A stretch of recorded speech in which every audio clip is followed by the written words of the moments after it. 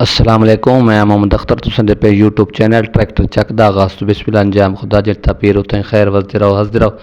तो जल्दी जल्दी ना इस चैनल को सबसक्राइब करे सो, सबसक्राइब करे छोड़े सो थोड़ी मर्जी है। तो बाकी ट्रैक्टर तुस तसल्ली चेक करे सो, थोड़े सामने 2012 मॉडल अलगाजी ट्रैक्टर है, 12 मॉडल है, नंबर भी लगो है।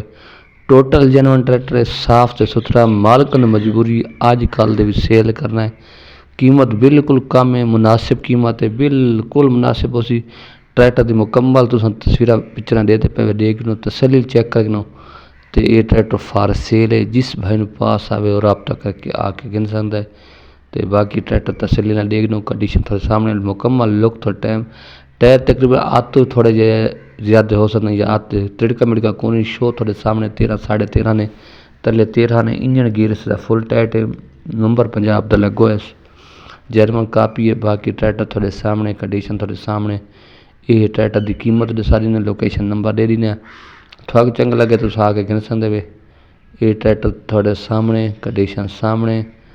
ट्रैक्टर की डिमांड बिल्कुल कम है, मुनासिब कीमत है, बहुत मुनासिब है। तो जिस बन पास आवे रबता करके आके गिन सकता है।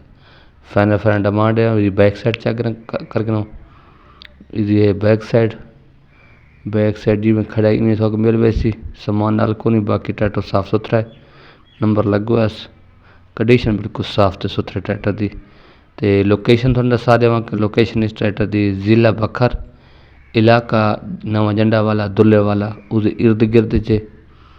तो जिस भाई पास आवे रबता करे। 12 मॉडल है, टोटल जेनवन ट्रैक्टर है, साफ सुथरा। कीमत थोक दसा दी ने इस ट्रैक्टर की, बैक साइड चेक कर कीमत इसी मालिक जी कहते पे फाइनल उक्का फाइनल वाद दी बनाए। तकरीबन 12 मॉडल है, 11.5 लाख रुपए का बिल्कुल ग्रीन 12 मॉडल 11.5 लाख का बिल्कुल कीमत मुनासिब है, सस्ता है।